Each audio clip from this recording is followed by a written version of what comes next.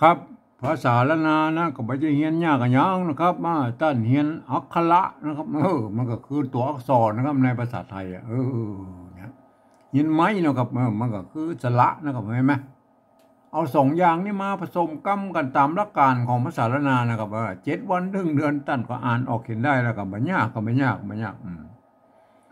อันเรื่องที่มันยากมันก็คือว่านี่นั่นนะครับถ้าเราขอยากเอาไปอวดให้คนอื่นได้หูได้หานด้วยเฮาเนี่ยมันยากวันนี้แหละครับเพราะว่าภาษาละนาวของเฮามันเป็นภาษาที่มันตายไปแล้วนะครับคนที่บนอ่านออกเขียนได้แล้วมันมีน้อยคนนะครับนี่เนี่ยแหละถ้าเฮาขอยากเอาเอาไปโชว์คนอื่นในหูในหันตัวเฮานะครับเฮาจะต้องใจภาษาอื่นๆนะครับมาเทียบเคียงมันเป็นภาษาละนาของเฮาเนี่ยนะครับเนี่ยภาษาที่มันใกล้เคียงภาษาละนาของเฮาหน่อยก็คือภาษาไทยนะครับภาษาไทยนั่นนะครับครับเพราะว่ามันเกิดมาจากที่เดียวแล้วก็ที่พ่อขุนรามคำแหงเนี่ยนะครับไอ้มันเนี่ยมันแยกไปทางใต้หน่อยอันนั้นเจ้าอโยธยาพวกเขาไปแปลงเป็นอักษรไทยเนี่ยนี่มันแยกมาทางเหนือนะเจ้าละนาพวกเขามาแปลงเป็นอักขระละนาเนี่ยนี่สองภาษานี่นะบางคำมันจะออกเสียงเหมือนกันอยู่นะก็นี่มันจะผิดแผกไปกันเป็นบางเสียงนะตามสำเนียงใต้เหนือนะครับนี่ครับแม้กระทั่งอันนั้นในละนาวเฮาก็จะว่าเหมือนกันนะครับมันก็ยังเบี้ยวกันไปนะก็มันยังมีหลายเผ่าพันธุ์แต่ยวนแต่ลวดแต่ลือแต่เกินแต่ยองมันก็ยังมี4-5เผ่าพันธุ์หลักๆนะย่อยๆ2-3เผ่าพันธุ์ห้องยังบ่กึดเลยนะก็เนี่ยมันเป็นยังไงครับแต่มันอันในละนาวเฮามันก็ฟังกันรู้เรื่องอยู่นะครับอันหมู่เฮาบอกฟังภาษาไทยรู้เรื่องกันแล้วมันเกิดภาษาที่มันใกล้เคียงกันแล้วก็มันเป็นยังไงมันนะครับก่อนที่เฮาจะเอาภาษาไทยมาเขียนเป็นภาษาละนาวของเฮานะครับเฮาไปก่อนในโลกนี่ก่อนนะเป็นแยกได้กันพ้องนะครับในโลกเนี่ยดูใกล้ๆนี่เลยนะครับเวียดนามเนี่ยอันเดิมทีนะอันเวียดนามนะเปิ้นใจภาษายึกยือเหมือนภาษาจีนนั่นแหละก็เนี่ยแต่เนื่องด้วยเพิ่นมีสงครามกันลักยาวมายากลักมานานแล้วก็ยาวเมินนะเนี่ยตั้งแต่สมัยอันสงครามเดียนเบียนผู้พูดนะก็เนี่ยลากมาถึงจนอันสงครามมันอันเวียดนามเหนือเวียดนามใต้เนี่ยเนี่ยมาแล้วกันเมื่อปี2518เนี่ยเนี่ยเพราะนั้นอันเปิ้นก็บ่สามารถที่จะถ่ายทอดอันภาษายึกยือๆนำมาสู่รุ่นลูกรุ่นหลานรุ่นเลนรุ่นโลนบ่นั่นก็นี่อันเดียวนี่นะลูกหลานเลนโลนเพิ่นน่ะอ่านบ่ได้เขียนบ่ได้นะก็ไอ้ภาษายึกยือเหมือนอันโบราณนะภาษาโบราณของเวียดนามนะเนี่ยพวกก็เลยหันไปเอาอักษรอาราบิกนะมาเขียนเป็นภาษาของเปิ้นนะครับเนี่ยไปใส่จุดกับห้องก็มีใส่หมวกใส่ขีดอย่างมั่วสะปาสะเบ้นะปัญหามาใส่นะก็ไอ้มันนี่เพื่อมันได้จำเสียงของมันภาษาของเปิ้นอันนี้จุดหมวกขีดอย่างนั้นมันก็คืออันวรรณยุกต์นั่นแหละครับคือมันได้เสียงตามมันภาษาของเปิ้นนะเนี่ยมันก็เป็นอย่างไรมันเนี่ยอันนี้คือลักษณะของปริวัติภาษานะครับเนี่ยอันเฮาไปก่อนในอันยุโรปแล้วครับอย่างเช่นฝรั่งเศสเยอรมันโปแลนด์ยูเครนรัสเซียอย่างนี้เนี่ยโครเอเชียเนี่ยหรือยุโรปตะวันออกทั้งหลายแหล่เนี่ยเปิดใจลักษณะของการปริวัติภาษากันทั้งนั้นนะครับเพิ่นจะยืมเอาอักษรอาราบิกนะครับมาไปเขียนเป็นภาษาของเพิ่นนะไปใส่จุดก็มี2จุดก็มีเนี่ยบางทีก็ใส่หมวกอะไรหมวกปิ้นง่ายขึ้นเห็นมั้ยไอ้หมวกโครเอเชียเนี่ยมันง่ายปิ้นจะลิ้นขึ้นไหนมาเนี่ยอันนั้นหมวกเวียดนามนั้นมันเป็นกุ๊บหุ้มลงเลยมันโกนไปคนละเพิกคนละลายมันเนี่ยก็แล้วแต่ภัยจะประดิษฐ์ก็หมายอย่างมาใส่แล้วก็เนี่ยเพื่อให้มันได้ตามเสียงของเพิ่นมันหมายความว่ามันเสียงของเพิ่นจะออกอย่างนี้เนอะเนี่ยครับอันนี้เป็นลักษณะของปริวัติภาษานะครับเข้าไปก่อนในอังกฤษเราก็อันนี้ไปมันลายหนึ่งละเพิ่นจะเอาอักษรอาราบิกนะไปเขียนเป็นภาษาของเพิ่นแบบล้นๆอย่างนั้นเลยครับไม่เนี่ยเพิ่นมาใส่สักอย่างนะเพิ่นเอาอักษรอย่างเดียวนะไปเขียนเป็นภาษาเพิ่นแต่เพิ่นมีกฎเกณฑ์อยู่ว่านะอ่านออกเสียงไปเลยนะครับตามบริบทได้เลยมันคำเดียวกันแล้วเป็นประโยคคำถาม ก็เสียงแบบนั่นน่ะเป็นประโยคธรรมดาก็เสียงแบบนี่อันนี้คือลักษณะของภาษาอังกฤษใช่ไหมมันเป็นยังไงไหมมันก็เหมือนอันภาษาละนาวของเรายุคต้นๆนะครับเนี่ยมันแบบมีไม่เอกไม่โทกับไม่เยาะไม่ขอจ้างนั่นแหละใช่ไหมเนี่ยมันก็พันกันได้หลายๆเสียงเหมือนกันเนี่ยมันก็เป็นอย่างนี้อันนี้ลักษณะของภาษานะครับครับไอ้ลักษณะของอันปริวัติภาษานะเปิ้นจะเอาอันภาษาอื่นๆมาเทียบเคียงเป็นภาษาของเปิ้นนะครับแล้วพวกก็อันใส่เครื่องหมายอย่างต่างๆนะเห็นไหมจะจุดม่วงขีดอย่างมั่วใส่เครื่องหมายมาเข้ามาเพื่อประดับไว้เพื่อให้มันได้ตามเสียงของเปิ้นนะมันก็ส่วนแล้วถ้าใครจะคิดจะทำก็ว่ากันไปแล้วก็เนี่ยแล้วแต่อันกฎเกณฑ์ที่เปิ้นจะอันสร้างมาอะไรแม่เป็นใช่ไหมครับอันหมู่อันก่อนที่เราจะเอาพาอันภาษาอันไทยน่ะมาเขียนเป็นภาษาละนาวของเราหรือที่เป็นห้องบอกปริวัตินะครับหมู่เรามันควรจะมีหลักอันยังยึดให้มันเป็นกลางก่อนนะก็ในละนาวของเรานะไม่ใช่ว่าต่างคนต่างเอามานะก็ไป10 คนก็10 แนวความคิดแล้วมันก็จะออกมาเป็น10 แบบหน่อยเนี่ย100 คนก็100ความคิดมันจะออกมาเป็น100 แบบนี่มันบอกใกล้เคียงนะถ้าเรามีหลักยึดนะครับหลักยึดก็คืออันที่เปิ้นอันตกลงกันไว้ว่าอันอย่างอันนี้เป็นกฎอย่างอันนี้เนาะก็มันก็เฮาก็ไปหามาแล้วก็เห็นไหมผมเองนี่ผมใจอันหลักการของสภาวัฒนธรรมมหาวิทยาลัยเชียงใหม่เปิ้นตกลงกันไว้เมื่อปลายปี28นะครับเปิ้นตกลงกันไว้ว่าอย่างนี้นะครับการที่เอาภาษาไทยนั้นมาสะกดเขียนเป็นภาษาละนานั้นมันบอกว่าก็ทำได้อยู่3 แบบหรือ3 รูปแบบนะครับอันแบบที่1นั้นเปิ้นจะเอาไว้เอาภาษาไทยเนี่ยไปสะกดเขียนบันทึกในเป็นอันลักอักษรละนาเนี่ยในสะกดเขียนในลักษิแผ่นลักษิลาจารึกเอกสารสำคัญในโบราณนะเนี่ยเพื่อจะเอาภาษาไทยไปเทียบเอามานะครับทุกอักษรนะทุกไม้นะครับทุกเครื่องหมายเนี่ยเปิ้นบอกเว้นเลยแล้วแม้กระทั่งไม่กงไม่กังไหลนะเนี่ยครับอันนี้เป็นการปฏิวัติแบบละเอียดนะครับเขาบอกถึงในรายละเอียดละอันมันย่อยเกินไปนะก็เฮาไม่ได้ใจนะก็เนี่ยเฮาไม่ได้ใจเพราะมันเป็นภาษาโบราณพุ่นเพื่อจะเอาไปบันทึกนะก็เฮามาใจแค่แบบที่2นี่ก็พอนะครับแบบที่2เปิ้นว่าอีนะครับเปิ้นว่าอันยืมเอาอักษรไทยนะครับไปปรับเทียบให้เป็นอักขระละนานางบนปุ้นนี่แล้วก็ประกอบกรรมขึ้นมากับแบบภาษาไทยนะครับผสมผสานกันไปแล้วก็เนี่ยบางครั้งไม้หรือสระมันมาตรงมาตัดกันครับหรือคืออันของไทยของละนามันบอกเหมือนกันนะเนี่ยนะเพิ่งก็บอกว่าบูรณะกำซับได้นะครับหน้าตามันออกแบบไทยๆนะครับไม่แต่เวลาอ่านนั่นท่านต้องนึกถึงว่าโอ้อันนี้เป็นอักขระละนาเนี่ยนะอย่างตัวนี้ไหมตัวฮอฮีบนั่นเนี่ยฮอฮีบนั่นเนี่ยหันเป็นฮอฮีบนะครับแต่เวลาประกอบในอันภาษาปริวัติแบบที่2ท่านต้องหันว่าไอ้นี่เป็นตัวฮะนะครับไม่เป็นใช่ไหม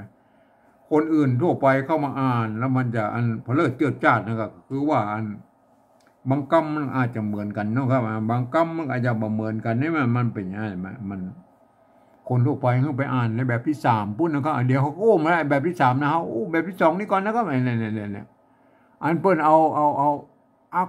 อักษรไทยเนี่ยอันไปปรับเทียบว่าเป็นอักขระละนาบนพุ่นเนี่ยแล้วก็ประกอบกันขึ้นมาแบบภาษาไทยผสมผสานกันไปนั่นเอาโอเคนะครับ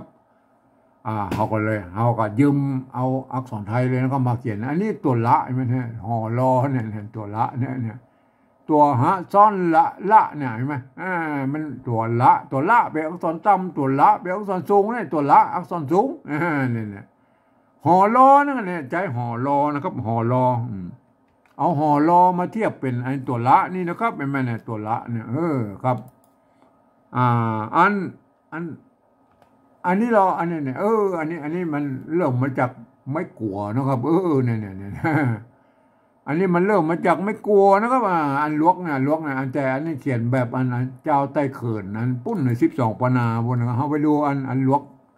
อันต้นเราเขามันจะต้องเขียนอยู่ได้นะครับมันไม่กลัวนะครับไม่กลัวเนี่ยเขาไปดูไม่กลัวโบราณก่อนนะครับไม่กลัวโบราณเนี่ยนะไม่กลัวโบราณมันมีแย่มันเนี่ย แจ้กินกันแจ้กินกันตัวกะนะครับอ่านเป็นเสียงกันก็ได้กันก็ได้กันก็ได้กันมันน่าจะเป็นกันนะครับแจ้กินกันนั่นมันมีมะยอแจ้นะแจ้ตัวจ้านะแจ้เสียงโทปกติแจ้กินกันเจ็บเจ็บเห็นไหมสมัยนั้นมันแบบมียังแบบมีไม่เก๋ด้วยนะมันก็ป้นก็เอาเจ็บแล้วนะเจ็บเนี่ยมันเป็นยังไงบางครั้งก็มีบางครั้งมันก็อย่างว่านะไม่สละถึงสั้นถึงยาวป้นบัถือกันนะก็ไอ้มาสมัยนั้นไอ้มาหัวนะก็เนี่ยไม่กลัวนี่หัวไอ้มานี่ไม่กลัวเอา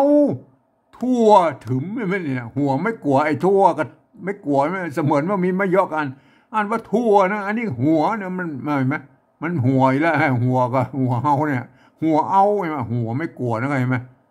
มันจะมีไม่กงอยู่ตรงบนเลยตัวว่าประกบอยู่ตรงรูปนี่มันไม่กลัวแล้วก็ไม่กลัวไอ้มันเป็นยังไงมันไม่กลัวเขาไปดูว่าอันตัวต่อไปแล้วก็เนี่ยอันเวลามันเมื่อมันมีตัวสะกดแล้วเปิ้นจะง่ายยี่นะมันเนี่ยอันเนี้ยเนี่ยมันเปิ้น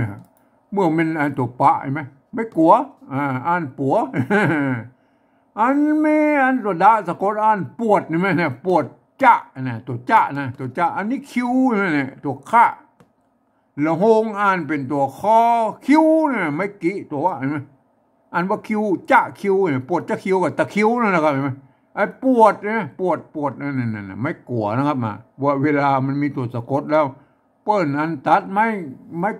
ม่กงออกนะครับมันก็เป็นอย่างนั้นมาเขาไปดูตัวเราไปแล้วอันนี้มันเนี่ยดูต่อไปนะเอาเครือถ้าเป็นยองก็เอาเครือนะไม่เกิดไหมเอาเครือเอาปกจ้างไว้แล้วนะสมัยนั้นนะอันนี้มันน่าจะเป็นเขาหรือเข้าเป็นเข้านะครับเข้ามวกนะมวกใช่ไหมดุมะใช่ไหมไม่กลัวนะครับใช่ไหมเมื่อมีตัวกะสะกดแล้วบนตัดอันไม่กงออกนะเนี่ยอันว่ามวกนะครับมวกอันนี้ไม้ซัดนี่มันแสดงว่าอันสามารถเปลี่ยนเสียงได้นะครับจะเอามวกหรือมวกก็ได้มวกมันก็แล้วแต่หน่อยไหมอันมวกอันนี้มันมวกใช่ไหมมวกเสียงโทเนี่ยหรือจะอันมวกก็ได้มันก็สามารถเปลี่ยนเสียงได้นะอันนี้เป็นบอกว่าอย่างนั้นเลยเขาก็วิเคราะห์เอานะครับมาพวกก็เขียนมาอย่างนี้มาตั้งแต่โบราณเลยมาเอาไปดูตัวต่อไปแล้วก็เนี่ยบางครั้งพวกก็ใส่ไอ้ตัวกะเนี่ยบางครั้งพวกมาใส่เข้าแม่นี่ไม่เก๋อยู่ข้างหน้าบนอ่านว่าเข้ามันมีไหมก็จังอ่านว่าเข้าเนี่ยเห็นไหมเข้ามวกใช่ไหมมวกเนี่ยมวกมันมีตัวกะอะไรไหมเปิ้นทำเอาไม้สั้นนี่ทำเป็นตัวกะนะครับเนี่ยมันเป็นยังไง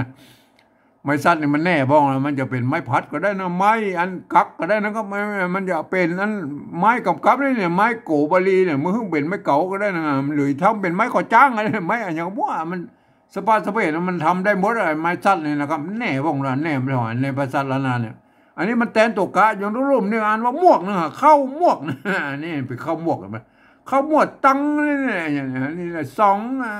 หักไม้อย่างก็ว่าไปแล้วกันตั้งมวกเห็นไหมอันนี้มวกเห็นไหมเขาไปดูตัวเราไปแล้วก็เนี่ยบางครั้งบอกเขียนนี่เห็นไหมเขาพิจารณาแล้วมันอันนี้มันได้เป็นอันนี้เนี่ยเครืออันนี้ก็เครือแล้วนะครับเข้ามวกเหมือนกันอันนี้มวกมาเปิ้นใส่ตัวกะมาเนี่ยมันแสดงว่ามันเป็นไม่กลัวนะครับเนี่ยมันจะเป็นไม่กลัวเนี่ยมาอันตัวกะเนี่ยมันจะอันไม่กะเนี่ยมันไม่ใช่แทนตัวกะนะครับไอ้ตัวกะนี่มันคือตัวเป้เลยบนเนี่ยอันนี้ไม่กังนี่มันเป็นตัวกะนั่นน่ะมันจากอันไม่กลัวนะครับไม่กลัวนี่เป็นสร้างมาแล้วเนี่ยอันนี้รุ่นนี้หันแล้วนะมา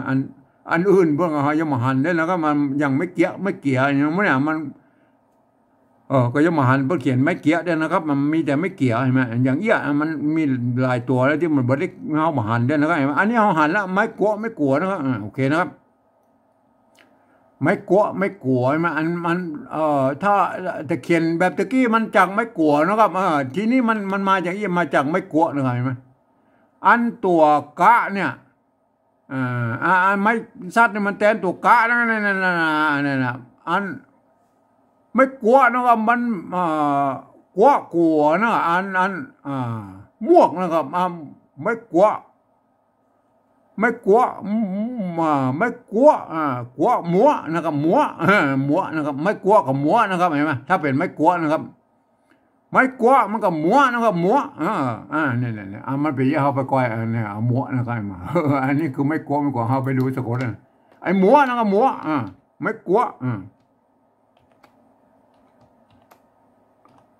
อันนี้หมัวนะครับหมัวเห็นไหมอันนี้หมัวนะครับทีนี้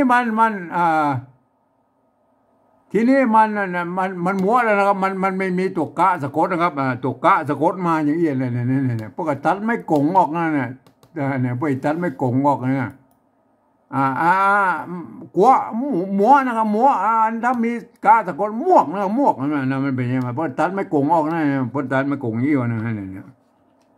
มวกเนี่ยมันเป็นมวกนะอันนี้ทีนี้เขามาพัฒนาเป็นตัวนี้เลยไงมามวกไอ้ลวกเนี่ยลวกไอ้มวกมาเขาหันแล้วนะไอ้ลวกนะไงมาทีนี้เขาก็งูเลยนะครับไม่กลัวไม่กลัวไม่พูดเป็นอย่างนี้แล้วก็เขาทีเขามาสะกดตัวนี้แล้วก็ไอ้ลวกเนี่ยลวกเนี่ยไอ้ลวกนี่มันก็เขียนได้2แบบนะจะเอาไม่กลัวหรือไม่กลัวแล้วครับเอาไม่กลัวก่อนนะครับไม่กลัวตัวละนะครับตัวละนี่มันเป็นตัวละแล้วไม่กลัวนะครับอันไม่กลัวนั่นเปิ้นมีอันตัวอันนี้ตัวอันเนี้ยเนี่ยตัวเนี่ยอันนี้เนี่ยไม่กงนะแล้วตัววะเนี่ยไว้ทางรูปมันเนี่ยเนี่ยอันตัววะไว้ทางรูปเนี่ยมันอันนี้มันหลัวนะครับแม่นหลัวใช่ไหมอันนี้มันหลัวนะครับหลัวใช่ไหมเนี่ยหลัวเมื่อมันมีอันตัวกะสะกดแล้วก็อ่านว่าหลวกมันได้เสียงเองนะครับเขาผันไปตามอันคล้ายๆเป็นอันตามหลักการนะครับตามหลักการของภาษาละนานะครับมันออกเสียงเองให้ลวกลวกนะจึงมันเป็นลวกได้แล้วครับอันกรณีอันนี้ไม่กลัวอันกรณีนี้เพื่อนอันเมื่อมีตัวสะกดแล้วตัดไม่โกงออกนะครับเห็นไหมเพื่อนอย่างนี้ไหมเนี่ยเพื่อนตัดไม่โกงออกนะครับเห็นไหมมันก็จะเหลือตัวอีไหมเนี่ยมันจะเหลือตัวอีน่ะมันจะเหลือตัวนี้เนี่ยลวกนะฮะเมื่อกี้ตัดไม่กงงอนะลวกใช่ไหมมันลวกใช่ไหมทีนี้จะให้มันเป็นลวกได้แล้วครับเอาไม่ซัดใส่อันนี้มันอันนี้มันหมายเขาว่าเอาไม่ซัดใส่เนี่ยมันหมายเขาว่าไม่ซัดนี่มันแน่พวกนะตอนมันทำเป็นตัวกักอะไรอันกรณีนี้มันทำเป็นเลข8ไม่แต่คู่นะครับมันจะกดเสียงอันลวกนะไปเป็นลวกนะเสียงจัตวานะเป็นยังไงอันนี้คืออันไม่ต้นเลยมันมาจากไม้กัวนะครับเห็นไหมไม้กัวนะอันนั้นถ้าสมมติว่ามาจากไม้กัวแล้วครับเอามาจากไม้กัวนะครับไม้กัวนะครับไม้กัวมันก็จะเป็นอีนะครับอันไม้กัวอันตัวว่าอย่างลุ่มเนี่ยเห็นไหมนะอันนี้เนี่ยนี่คือไม่กลัวนะครับไม่กลัวอันเนี่ยหลัวนี่หลัวนะครับหลัวเห็นไหมถ้าเอาใส่ตัวกาไปแล้วอันหลัวอันกี้เขากับมัวแล้วนะครับมัวกับมวกนะอันนี้หลัวอันนี้หลัวมันก็มันก็ลวกเลยนะมันหลัวแล้วก็ลวกไม่เลยลวกนี่อันลวกใช่ไหมมันลวกได้ลวกใช่ไหมอันตะกี้มันมัวแล้วมันใส่ตัวกะมันมวกมันเป็นเสียงโทอันตรงอันมั่วลั่วมั่วนะครับมันมั่วนะครับตัวหน้ามันมั่วนะครับมั่วก็ลวกเลยนะอันนี้มันลวกนะครับลวกเลยมันลวกเป็นเสียงเอกใช่ไหมเสียงจัตวากลายเป็นเสียงจัตวาเปิ้ลก็บอกว่าอันนี่ก็ตัดออกอันเมื่อมีตัวสะกดตัวกะแล้วพวกก็ตัดออกแล้วครับตัดออกทีนี้มันอย่างว่านะอันนี้เนี่ยแบบเดียวกันนะที่มันมาจากอันไม่กวนะครับไม่มันเป็นยังไงเมื่อมันอันนี้ไอ้ซ้อน3เนี่ยซ้อน3เนี่ยมันโบราณแล้วมันบอกว่ามันจะไปเติกมันจะไปเติกอันนั้นไอ้ไม่กี่อยู่อันมันทัดที่ต่อไปนั่น3 ซ้อนเนี่ยมันแค่2 ซ้อนก็พอแล้วนะป้นก็เขียนเต้าอี้ไหมถ้ าสมมติมัน3 ซ้อน 4 ซ้อนเนี่ยมันจะไปเติร์กันนั่นแหละบรรทัดต่อไปแล้วก็ไม่กี่อันยังมั่วต่างๆที่มันจะเป็นไม้ที่มันจะโผล่มาไอ้บรรทัดไอ้ข้างล่างเนี่ยมาพวกก็เลยอันเจ้าแต่เขินเพิ่นอันย้ายนะครับเพิ่นย้ายเอาตัวว่านี่มาไว้ตรงร่มเพชรแล้วก็นี่ไว้เอามาไว้ร่มตัวกะนี่แล้วก็อันว่าน่ะเนี่ยอันนี้กินนี่ก็ได้อะไรมาอันนี้เขียนแบบเจ้าแต่เขินพุ่นอะไร12 ปนาวนนะครับเห็นไหมถ้าเขียนยาวๆยี่มันอย่าว่ามันจะล้นมันท่านอ่ะอันนี้เขียนแบบใต้เขินก็โอเคนะครับท่านก็ปอกคอหูจักแล้วนะไอ้ลวกเนี่ยก็ลวกครับลวกเนี่ยมันลวกนะครับอันนี้ลวกนะครับก็เขียนกันได้หลายๆแบบอยู่นะครับเป็นลวกเนี่ยโอเคนะครับเอาก็ปริวัติเลยนะครับตัวละนะครับเนี่ยตัวว่าอยู่รูปนี้นี่ตัวว่าตัวอันเห็นไหมอันตุกะนะครับตุกะเนี่ยตุกะไม้กะนะครับไม้กะมันจะต้องเอามาตุยแล้วก็เพราะว่ามันเวลาเขาปริวัติแบกกลับมันจะมันจะกลับไปบอกครบนะครับแล้วเอามาตุยนะครับเดี๋ยวแบบที่3นะก็อุ้มกันอันนี้ลวกนะอ่านว่าลวกนะไม่ใช่ลวกะนะไม่ใช่ลวกนะลวกนะอ่านว่าลวกนะครับอันตัวต่อไปนะคนนะตัวข้าเนี่ยเพิ่นยืมข้าอ่างเงาเพิ่นยืมตัวคนนั่นไอ้ตัวข้าตัวนี้เพิ่นสร้างมาหลังจากเป็นนั้นเป็นภาษาบาลีเนาะเพิ่นสร้างมาเป็นภาษาชาวบ้านเพิ่นสร้างมาหมดเลยไอ้ตัวที่มันเทียบเท่ากับภาษาไทยเนี่ยพวกก็สร้างมาหมดไอ้ตัวข้าอ่างเงาเนี่ยออกเสียงคอนั่นตัวถ้าแบบที่1พวกเขาไม่กงมาด้วยเนาะอันนี้มันคืออันไม่กงก็คือไม่โกะลดรูปนะตัวหน้านะครับตัวหน้าอ่านว่าคนนั่นก็เนี่ยทีนี้เราไปดูอันแบบโบราณก็ลองเนี่ยไอ้ไม่กงนะไม่กงเนี่ยไม่กงนะเพิ่นเขียนตั้งมาตั้งแต่โบราณนั่นเลยมันเนี่ยบ้านเห็นไหมตัวบ้านไม่กล่าววงกำถ้าจะเป็นพักหวานบ้านพักอย่างบ้านนั่นแหละบ้านกำต้นนั่นมันไม่กงสะกดด้วยตัวหน้ามันเนี่ยอันจะอ่านตนก็ได้อ่านต้นมันได้3 เสียงนะเห็นไหมตอนนี้อ่านมาต้นนั่นก็ต้นอันนี้ก็ฝนอันนี้ฝนโดยตรงตัวและตัวอันนี้ตัวพระก็สร้างมาสมัยนั้นแหละต้นฝนน้ำเลยน้ำจริงกลิ่นตาหายอะไรเนี่ยต้นนี่แม่ฝนมันเนี่ยอันนี้คือไม่อันกงคือไม่โกะลูกมันอ่านว่าตนนั่นแหละต้นฝนเนี่ยนะครับสร้างเข้าใจแล้วอันนี้ไม่กงนะพวกเขียนมาตั้งแต่โบราณนะครับมันก็คือเป็นอันแบบฉบับของอันภาษาละนาตั้งแต่อันโบราณมาแล้วก็ตัวต่อไปแล้วก็เห็นไหมเนี่ยหากส้มเนี่ยไม่กงนะจะอ่านสมหรืออ่านส้มเป็นกรณีอ่านว่าหากส้มเนี่ยตัวหากเนี่ยไหมภาษาไทยเป็นอ่านรากนะครับมันตัวละนี่เป็นใจร่วมกันนะครับภาษาไทยภาษาละนาหากส้มหมากนาวฝนเนี่ยเนี่ยเจ้าเป็นปอมกินตาหายเนี่ยเป็นปอมไอ้เป็นปอมนี่มันสุปะมี2 ตัวนะก็เป็นปอมมันเป็นตัวพิเศษอะไรเงี้ยสมัยนั้นแหละพิเศษในสมัยนั้นนะครับเปิ้นจะใส่ไม่2 น้อยก็มีแล้วก็บางเตื้อบ่ก็บ่ใส่แล้วบ่ก็ยี่น่ะเป็นปั๊มมันเป็นส้มหมักนาวฝนนั่นแหละไม่กงนะฮะไม่กงไม่โกลุ่มๆเลยส้มมันน่ะครับเฮาไปดูตัวต่อไปแล้วกันเนี่ยนี่บดใช่มั้ยบดน้ำอ้อยพริกขิงหอมบดด้วยกันนี่บดด้วยกันใส่เกลือมันเป็นมั้ยบดใช่มั้ยตัวบะสะกดด้วยกะดะบะออกเสียงจะว่าบดด้วยนี่มันสมัยนั้นพวกก็ใจร่วมกันนะภาษาไทยภาษาละนานะครับด้วยผู้เนี่ยมันใช่มันเป็นภาษาไทยนะครับมันใจร่วมกันนะครับไอ้ไทยละนาน่ะก็มันเกิดมาจากที่เดียวกันเลยที่ปอกกุลามกำแหงเนี่ยแหละบางคำมันก็เสียงเหมือนกันไอ้ด้วยผู้เนี่ยจะเพียงแต่มันออกเสียงอันต่างกันแต่อันน่ะมันอันไทยมันออกเสียงโทปกตินะครับอันของนามออกเสียงโทพิเศษโทเมืองนั่นไงบดด้วยนะครับอันนี้ท่านก็รู้เลยนะครับท่านก็ปริวัติไปนะครับเนี่ยไม่กงเนี่ยถ้าเป็นแบบที่1พวกเอามาต้ยนะครับไม่กงเนี่ยเฮาแบบที่2เอาแค่นี้ก็พอนะอันนี้เราเดียวนะเดียวเห็นไหมอันนี้ไม่เกี่ยนะครับ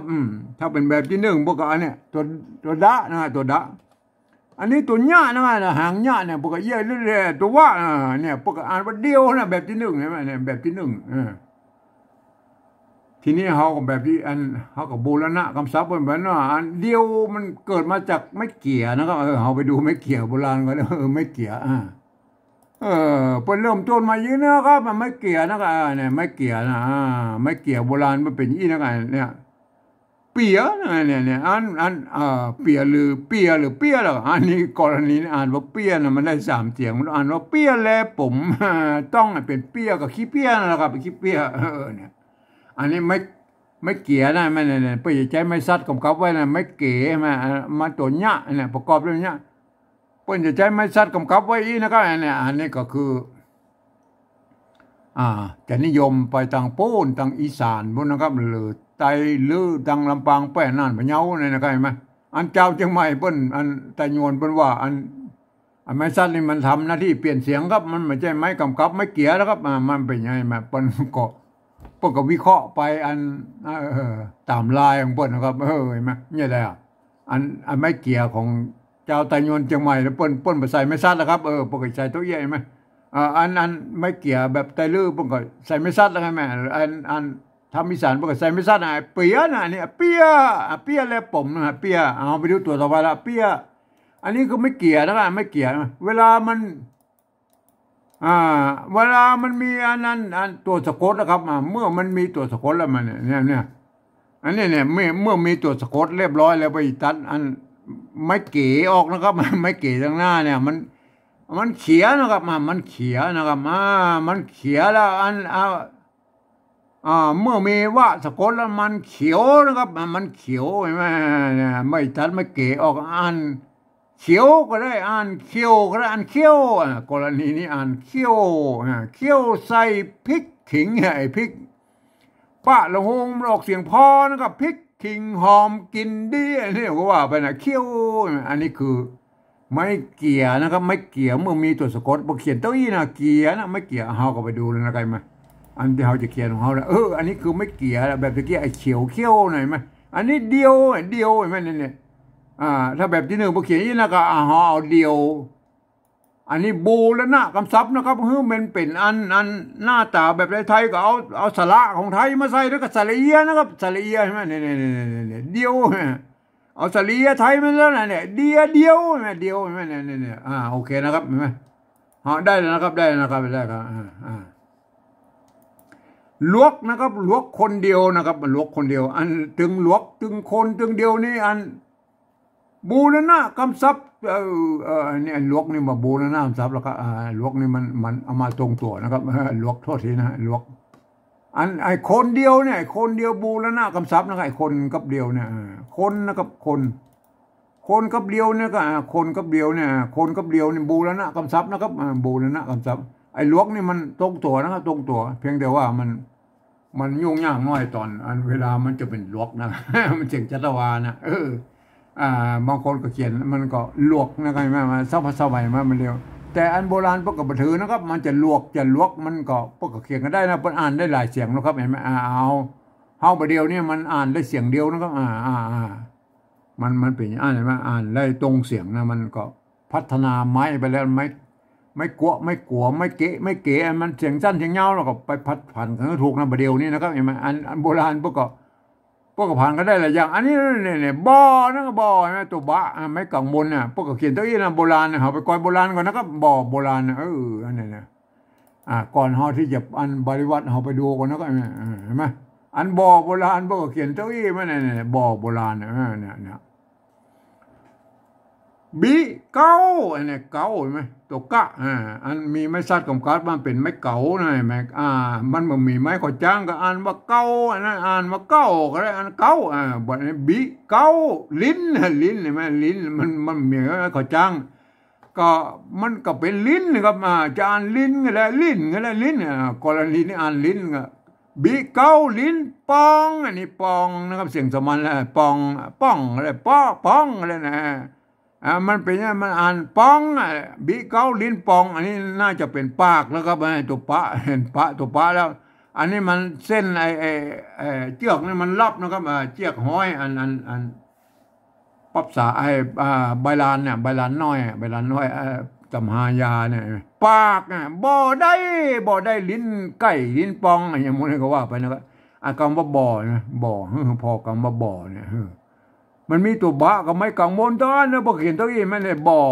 ความจริงมันมาจากเพเนี่ยไม่ก่อไหมปอเนี่ยปอใช่ไหมไส้เกือบปอตัดใช่ไหมเนี่ยปอไม่ก่อ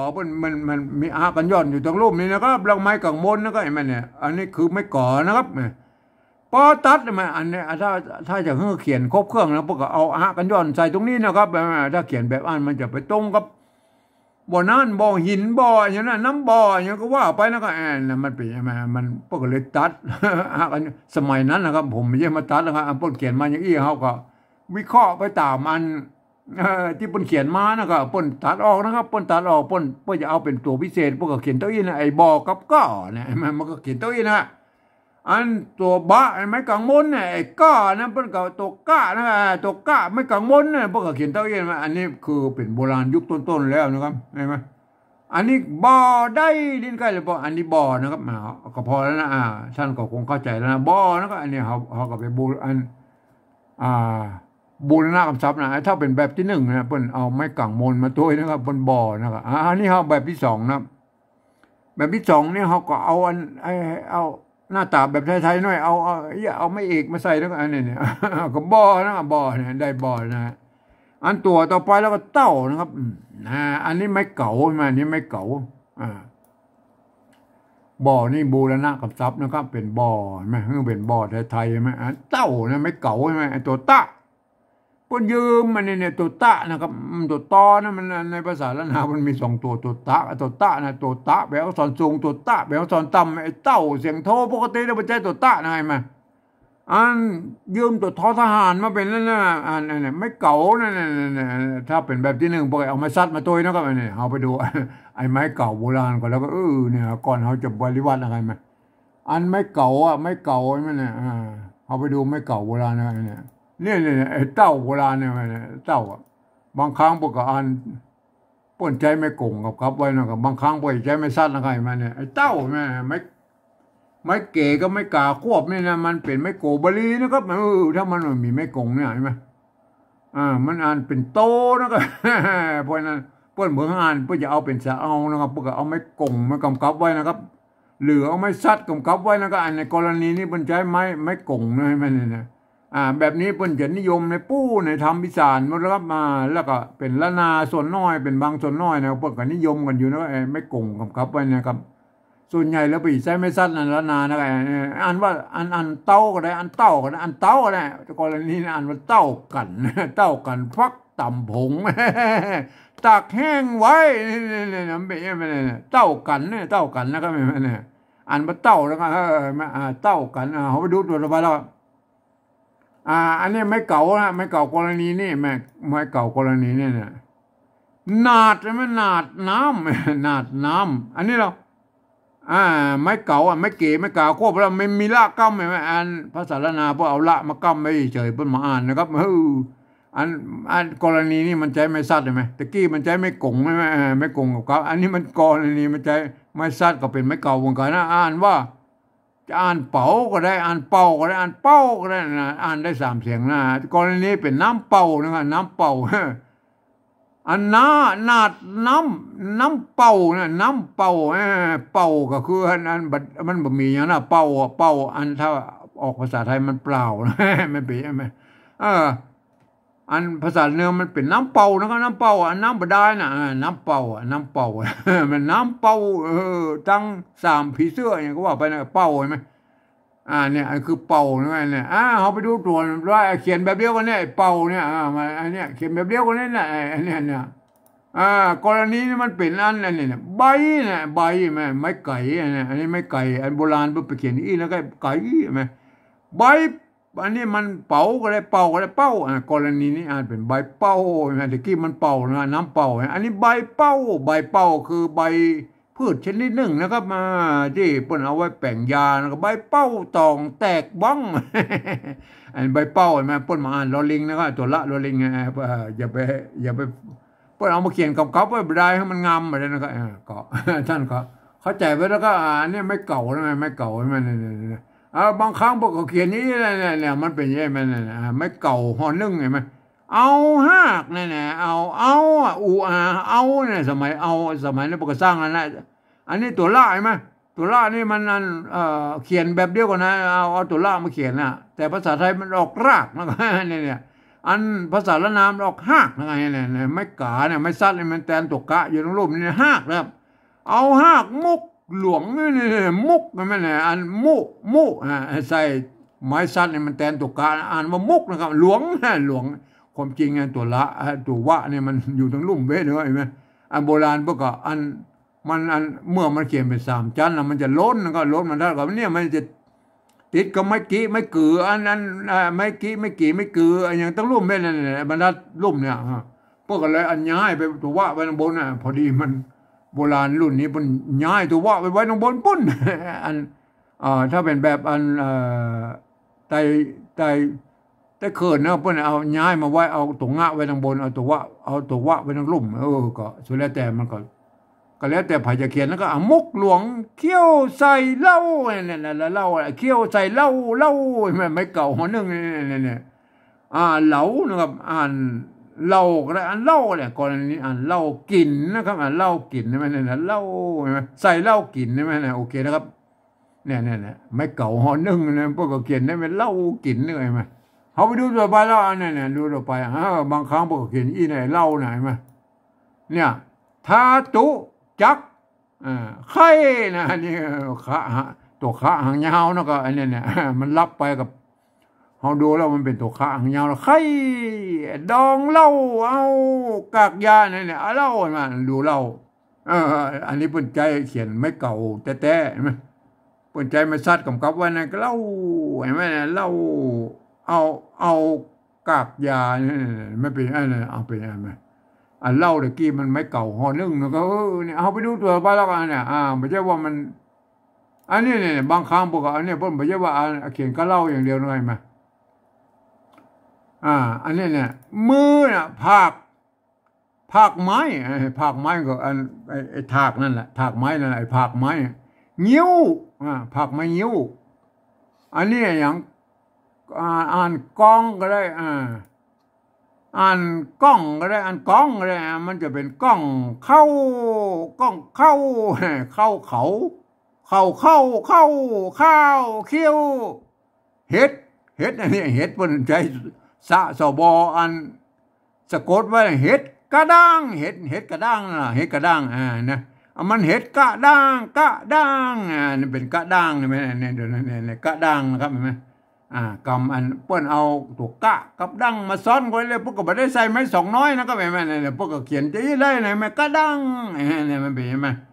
มาเดี๋ยวนี้เปิ้นอันซ้อนอย่างอี้ผู้เอาไม้สองน้อยใส่นะก็มาก็แล้วแต่นะครับแม่กะดังนี่โอเคนะครับอันนี้คือไม้เก่าไม่เก่าหอนึ่งอะไรมาเอาไปดูนั่นน่ะไม้เก่าทีนี้เฮารู้แล้วฮู้จักไม้เก่าแล้วเนี่ยเฮาก็ถ้าเป็นแบบที่1พวกจะเอาอันนั้นไม้ซัดนี่มาเนี่ยไม้ต้ยนั่นกันนี่ไม้ซัดไม้ก็จ้างนะว่าไม่เหยาะมันจะโทษดีมันใช่ไหมก็อันนี้ประการว่าเต้านะแบบที่1นะเฮาเอาแบบที่2เฮาก็เอาบูรณะคำศัพท์ให้มันหน้าตาแบบไทยก็เอาเต้าอี้นั่นกันนี่อ่านว่าเต้านะเนี่ยโอเคนะครับอันนี้เนี่ยเข้าใจแล้วนะไอ้เต้านะไอ้เต้าเห็นไหมเนี่ยเต้าอันนี้อ่านว่าเต้านะเห็นไหมอันนี้กับบูรณะคำศัพท์นะครับหน้าตาแบบไทยก็เฮาโดยที่เฮาเอาไม้ซัดมาโตยนะก็โอเคนะครับอันนี้ตรงเง่านะครับอันนี้ใช่ตรงเลยตรงงะไม่เหยาะไม่กะตัวว่าเง่าอันนี้ใช่ตรงและตรงเป๊ะเง่าอันนี้ก็เง่าใช่ไหมเง่าบางครั้งมันเขียนได้เหมือนกันนะครับมันเสียงตรงกันนะครับภาษาไทยภาษาละนานะครับมันเกิดมาจากที่เดียวอันนี้ตัวต้านะครับอยู่ยืมตัวทหารมาเขียนอันนี้เนี่ยอันไม่กือนะครับไม่กือนี่มันเป็นอันบเดียวเนาะเขียนเป็นบเดียวมันมีไม่กือก็ไม่กือนะครับอันโบราณนั่นน่ะเปิ้นไม่กือเปิ้นใจร่วมกันแล้วก็ท่านจะไปอันไม่กืออันไม่กือบ่มีนะครับในโบราณน่ะไม่กือบ่มีนะครับอันโบราณไม่กือเปิ้นบ่มีเปิ้นมีก็ไม่กืออย่างนี้ล่ะไม่พวกจะเป็นไม่กืออะไรไม่กือก็ได้นะเนี่ย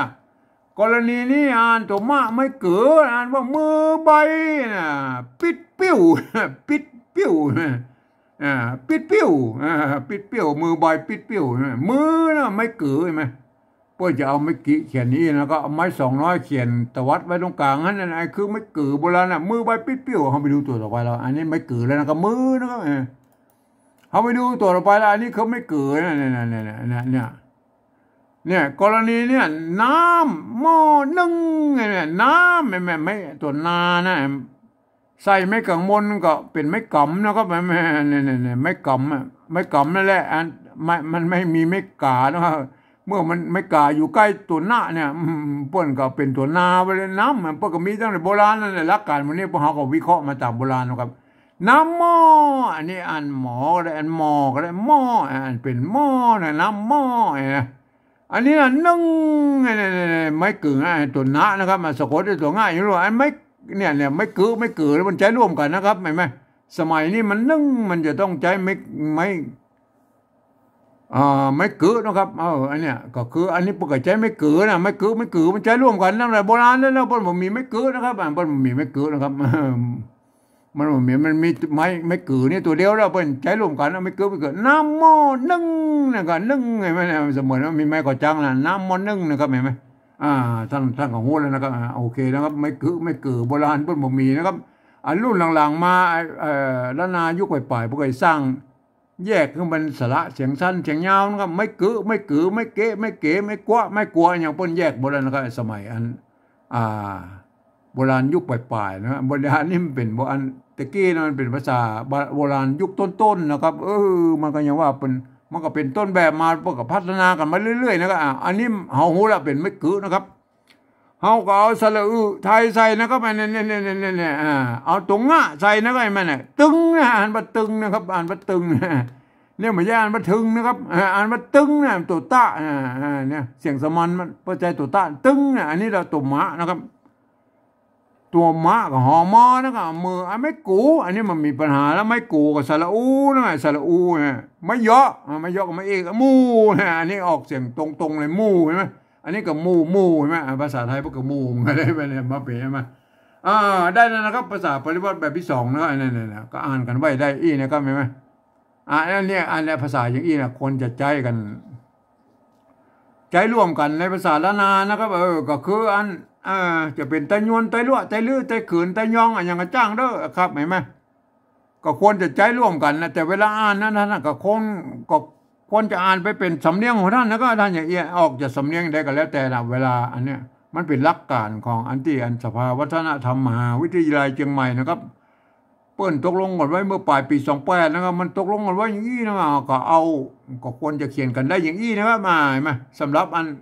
แบบที่3นั่นเป็นสำเนียงคำอู้อันมันก็ว่ากันไปนะก็สำเนียงไผ่สำเนียงมันนะครับเห็นไหมอันนี้นี่อ่านว่าอย่างนี้นะเนี่ยท่านต้องหันว่าเป็นอันตัวละนะครับตัว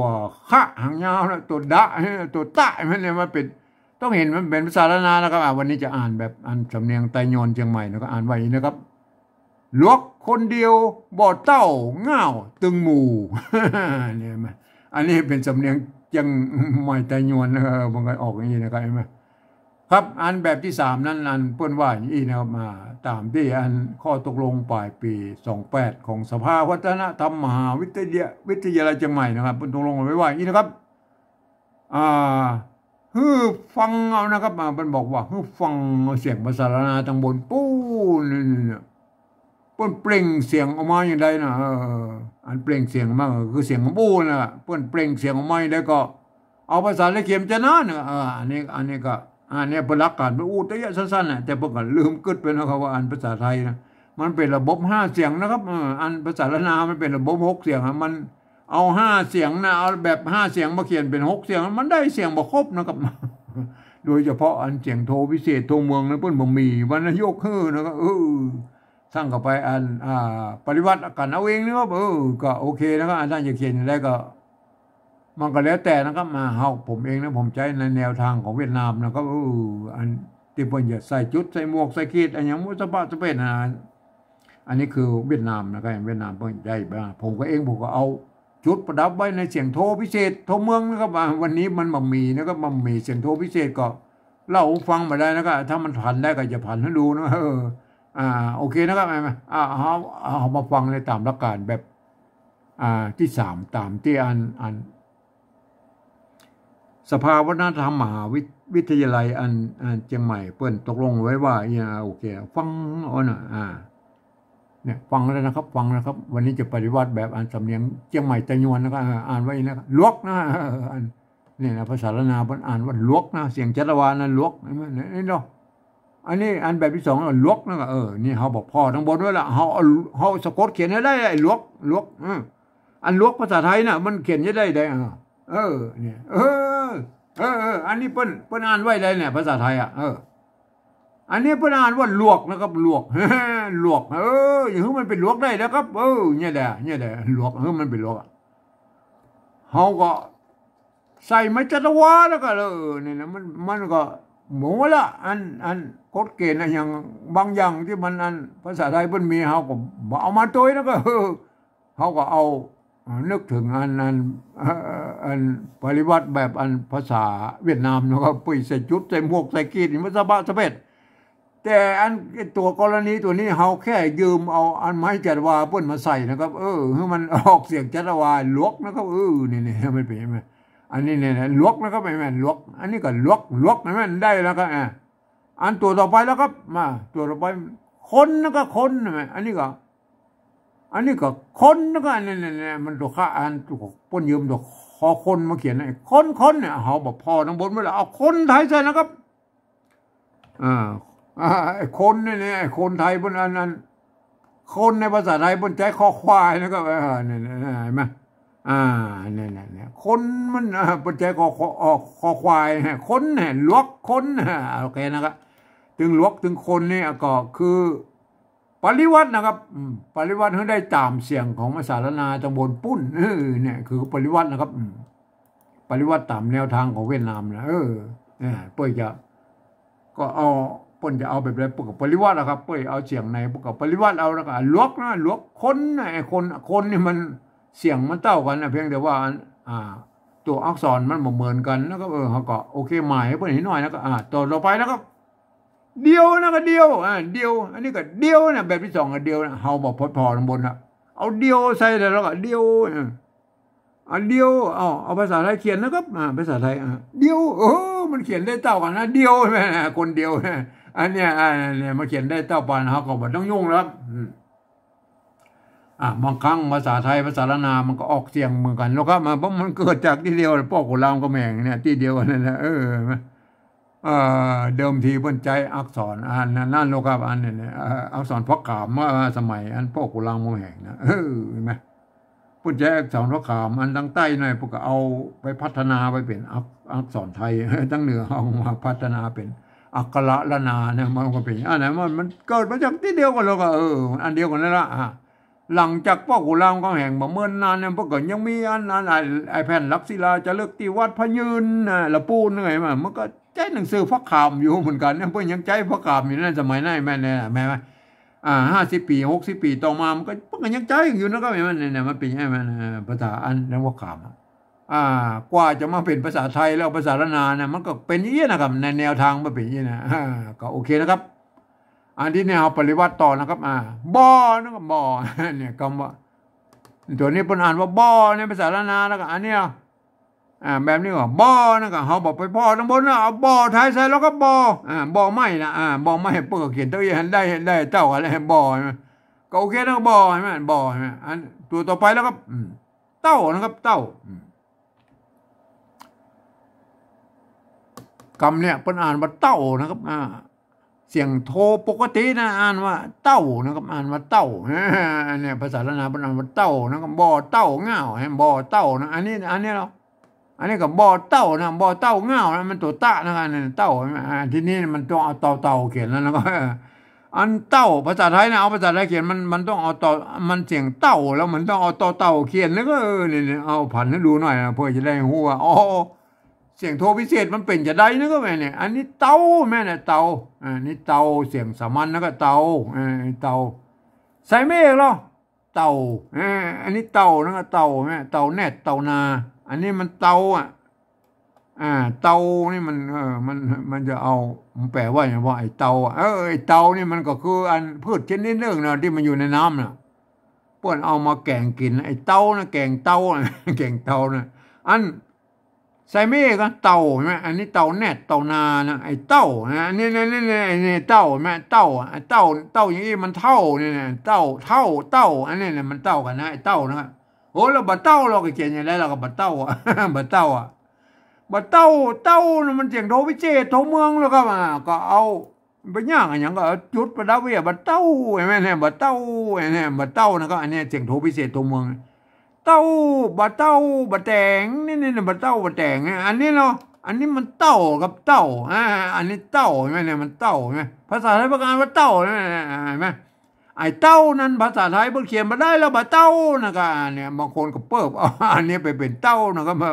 ไอ้คำอื่นมันก็เขียนพลาบกับไปหมดแล้วก็มันก็ยุ่งยากนะผมเอาตามเสียงภาษาไทยเพิ่งเขียนได้นะครับเนี่ยอันนี้ปุ่นเขียนว่าเต้านะครับมาเนี่ยปุ่นเขียนว่าเต้านะครับว่าใส่จุดไปเนี่ยอันเฮาก็ใจแนวทางของเวียดนามนะครับไปใส่จุดใส่หมวกใส่ขีดอย่างนี้ว่าไปแหละผมเอาแค่จุดนะครับมาประดับใส่เนี่ยเต้าเสียงดูพิเศษนะอันเนี่ยอันบัดประเสียงบนห้องว่าเสียงตีเพี้ยนนะครับไปใช้ตัวเอียงเนาะเห็นไหมจะห้องว่าตีเพี้ยนหรือโทพิเศษโทเมืองอย่างจ้างมันก็คือเสียงระหว่างเสียงโทปกติถึงเสียงตีมันอยู่กึ่งกลางนั่นก็อันเนี่ยคืออันเสียงโทพิเศษตัวเมืองหน่อยเต้าบะเต้าเห็นไหมอันใส่ไม่ตีแล้วก็ใส่ไม่ตีเต้าไม่ใส่ไม่ตีใส่ไม่ตีก็ได้เสียงตีนะเต้าไม่ใส่ไม่จารวาลนะเต้าเนี่ยเต้าเห็นไหมบัดลูกเต้าเนี่ยอันนี้เต้ากลางอันนี้เหรออันนี้บาเต้าเนี่ยบาเต้าอันนี้เต้าบาเต้าเนี่ยเสียงโทพิเศษบ่เต้าอันนี้เนาะอันนี้มันเต้ามันเสียงโทปกติแล้วเต้าบ่เต้าอันไทยมันบ่เท่านะครับมันเสียงโทปกติเหมือนกันนะแต่มันออกเป็นต้อนะในภาษาละนะเต้านะครับบ่เต้าได้นะครับบ่เต้านะครับไหมอันนี้ท่านเห็นแล้วนะครับบ่เต้านะครับอันนี้ปริวัตินะครับปริวัติเง่านะตัวเง่านะอันนี้เต้านี่ปริวัตินะครับเนี่ยอันนี้ปริวัติเขาไม่ได้ตามเสียงของภาษาละนาต้องบทปุ้นเต้านะครับเต้าเขาแบบพอหน้าตาแล้วมันป้นเขียนอะไรแล้วเขาเอาเสียงก็ได้ป้อเอาเสียงกับป้อแล้วก็เห็นไหมอันนี้เง่านะครับเง่าเนี่ยอันตัวเราไปเนี่ยเง่านะครับอันนี้ก็เง่านะครับเขาแบบพอแล้วเอาเง่าภาษาไทยใส่แล้วเขียนได้เต้ากันนะเง่าบ่เต้าเง่าเนี่ยบ่เต้าเง่าอันตัวต่อไปแล้วครับเปิ้นอ่านเปิ้นออกเสียงว่าตึงนะก็ตึงมันเนี่ยตึงมันตัวตะนะครับไม่ตึงเสียงสมันอันนี้ก็ตึงนะเสียงสมันน่ะตึงมันเอาภาษาไทยเขียนนะตึงนะครับตึงมันต้องเอาต่อเต่าเขียนนะตึงนะมันเปิ้นใจไม่สระนะสระมันเนี่ยนี่ประการได้ตึงได้แล้วนะตึงเนี่ยบ่เต้าเง่าตึงเนี่ยตึงมันนะอันนี้ตึงนี่ก็อันในแนวทางแบบคนนี่แหละปริวัติมันได้จำเสียงมาได้นะก็เอาตัวเต่ามาเขียนแล้วก็เนี่ยมันเป็นยังไงตัวเต่ามาเขียนตึงนะตัวเราไปแล้วก็มูนะก็อันนี้แหละภาษาละนามันออกเสียงมูนะอันนี้เหรอแบบที่สองกับมูเนี่ยเขาบอกไปพอทางบนแล้วเอามูภาษาไทยใส่แล้วครับเนี่ยมูภาษาไทยพวกเขียนได้เยี่ยเนี่ยมูเต่าอะไรมูเนี่ยเห็นไหมบางครั้งมันก็เหมือนกันนะครับภาษาไทยภาษาละนาเนี่ยมันเกิดมาจากที่เดียวกันแล้วก็เห็นไหมเขาก็จะไปอันกึศอย่างนักแล้วก็เอามาเพราะมันภาษาอันมันใกล้เคียงกันมันก็เนี่ยได้มันมาโบราณมันเป็นอย่างอ่านมาแล้วก็เอาแล้วครับได้ภาษาปริวัติแบบที่3แล้วนะครับเห็นไหมอันนี้คือภาษาปริวัติแบบที่3แบบสำเนียงไต้ยวนเจียงใหม่นะก็เนี่ยก็เขียนกันได้อย่างอี้นะครับเห็นไหมอันนี้คือตามแนวทางของอันกิ้นสิเคคือผมนี่แล้วก็เห็นไหมก็พัฒนาเขียนขึ้นมาแล้วก็มันได้ตามเสียงนะครับเห็นไหมก็เขียนได้อี้นะครับถึงแม้ว่าท่านจะเป็นฝรั่งมังค่าลูกที่ไหนมานะครับท่านเรียนภาษาไทยมาเรียบร้อยแล้วก็ให้ท่านไปอ่านไปตามหลักการของภาษาไทยนะครับเกือบทุกประการ ยกเว้นมีข้อยกเว้นอยู่นะครับคำที่มีจุดหรือออกเสียงโทพิเศษนั่นนะจุดประดับอยู่ไว้อยู่หลังๆคำไหนไม่เนี่ยวันนี้มันไม่มีนะครับก็โอเคนะก็เป็นอย่างนะครับคำที่มันมีไม้จัตวาอย่างนี้เนี่ยออกเป็นเสียงจัตวานะก็เนี่ยมันก็เป็นอย่างนั้นนะคำที่เป็นอยเป็นพยัญชนะต้นเห็นไหมค คืออ่านออกเสียงเป็นยอยักษ์ไทยนะก็คำที่เป็นยอยักษ์ตัวเดียวก็อ่านเป็นอันพยัญชนะต้นนะก็อ่านเป็นยอยักษ์แบบละนานะไอ้เนี่ยก็ครับถ้าท่านหูหลักการแบบนี้แล้วนะครับท่านอ่านไปแล้วท่านจะได้สำเนียงเชียงใหม่แต่ยวนไปเลยนะครับอ่านไว้อย่างนี้นะครับหลวกคนเดียวบ่อเต้าเง่าตึงหมู่อันนี้คือสำเนียงเชียงใหม่แต่ยวนนะครับอันท่านเป็นสำเนียงอื่นๆนะครับท่านก็ไปคิดค้นกันเอาเองนะครับอันภาษาปฏิวัติแบบที่3เนี่ยมันคือตามสำเนียงคำอู้นะมันกระทั่งก็ไปปฏิวัติกันเอาเองนะจะเป็นไตลั่วไตยองไตลื้อไตเขินอย่างก็แล้วแต่ท่านก็ไปคิดเอาเองนะอันแบบที่2เนี่ยมันควรจะเขียนได้เหมือนกันนะเต้าใกล้เคียงกันนะก็ไอ้แม่เนี่ยมันเป็นยังไงอันสภาวัฒนธรรมมหาวิทยาลัยเชียงใหม่เพิ่งกำหนดมาแล้วนั่นน่ะเพิ่นบอกว่าเอาภาษายืมเอาอักษรไทยไปปรับเทียบว่าเป็นอักขระละนาทางบนปูนแล้วก็ประกอบขึ้นมาแบบภาษาไทยผสมผสานกันไปนะแต่เวลาอ่านนั่นนะท่านลองอ่านตึกว่าเป็นอักษรละนานะเห็นไหมท่านเป็นสำเนียงไหนก็ท่านอ่านไปตามของสำเนียงของท่านนะครับวันนี้จะอ่านแบบสำเนียงเชียงใหม่แต่ยวนนะครับอ่านไว้อย่างนี้นะครับหลวกคนเดียวบ่อเต้าเง่าตึงหมู่ อันนี้คือสำเนียงเชียงใหม่แต่ยวนนะครับครับสำหรับภาษาละนาทางบนปูเนี่ยปนส่วนใหญ่แล้วก็เขียนกันได้อย่างนี้นะครับก็ยกเว้นเหนือมันก็ยังว่าบนละนาของเรามันมีหลายเผ่าพันธุ์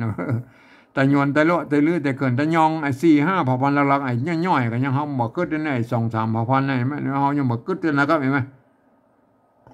เพิ่นก็ถ่ายทอดอันภาษาของเพิ่นมาตั้งแต่โบราณมาแล้วมันก็อย่างว่ามันก็ถ่ายทอดกันมาตามสายมาถึงบัดเดี๋ยวนี้มันอย่างว่าเฮาหันเพิ่นเขียนพิษแพกประจักษ์ของเฮาน้อยก็อย่าไปว่าฟังบ้าเพิ่นเด้อนะครับมันก็เป็นไปตามที่ผมอธิบายไว้มาตั้งแต่ต้นๆนั่นแหละมันคำว่าหลวกเนี่ยมันก็เขียนกันได้หลายๆแบบนะแม่เป็นยังไงเปิ้นจะเอาไม้กะนี่เปิ้นใส่ไม่ซัดก่อนนี่ก็หลวกเนาะไอ้ตัวว่านี่เอาไว้ทั้งลุ่มนี่ก็ได้นะไงมันแต่ประเดี๋ยวนี้มันก็โอเคแล้วมันก็อาจจะบ่ล้นแล้วนะครับมันอย่างว่ามันพัฒนาไปนะครับก็แล้วแต่นะครับไอ้นั่นน่ะคำว่าเต้าเนี่ยไม่โกไอ้บ่อเนี่ยแม่บางทีไปใส่ไม่เหยาะก็ยังมีนะครับไอ้บ่อเห็นไหมก็สุดแล้วแต่นะครับไปใส่ไม่ใส่ก็แล้วแต่นะครับอันนี้มันเขียนแบบโบราณอันยุคต้นๆบทเขียนตัวอีนะไอ้บ่อนะมีตัวบะก็ไม่กังวลนะไอ้เต้าเนี่ยบางเขาไปปะอันบางที่บนใจไม่กงกับไว้นะก็ก็ท่านจะไปว่าปนนะครับเขาก็พิจารณากันแล้วคนละนาส่วนน้อยพวกยังใจไม่กงกับไว้อยู่นะครับมันก็ใจได้ตึงไม่กงตึงไม่ซัดนะครับไอ้มันก็สุดแล้วแต่ไหนเต้าเนี่ยเต้าใช่ไหมนะบางทีพวกไอ้ไม่กาเนี่ยมันใจไม่กาวงมันยังมีนะก็แล้วแต่นะครับมันจะวงจะน้อยก็แล้วแต่นะครับก็แล้วแต่จะใจนะครับไอ้มาในโบราณพวกก็ใจได้ไอ้ตาเนี่ยมันไม่กาน้อยกับไม่กาวงก็มีเนี่ยก็แล้วสุดแล้วแต่ไปจะชอบนะครับเห็นไหม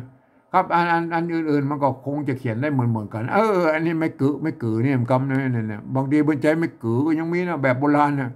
ไม่กืออันสมัยนี้มันสร้างมาทีหลังแล้วก็ครับแต่พวกก็อ่านกันได้นะครับพวกก็อ่านกันได้วันนี้จะอ่านแบบสำเนียงเชียงใหม่แต่ยวนก็อ่านมาอย่างนี้นะครับหลวกคนเดียวบ่อเต้าเง่าตึงหมู่ อันนี้สำเนียงเชียงใหม่แต่ยวนนะครับครับวันนี้เป็นการปฏิวัติภาษาละนาแบบสำเนียงเชียงใหม่แต่ยวนนะครับเห็นไหมมาก่อนได้มาเป็นอย่างอี้นะครับตามที่ผมอธิบายไปนะท่านเป็นเผ่าพันธุ์อื่นๆไตลั่วไตลือไตเขินไตยองอย่างก็อันแบบที่3นั่นนะท่านก็ไปคิดค้นกันเอาเองด้วยครับครับวันนี้ผมขอบรรยายเพียงแค่นี้นะครับ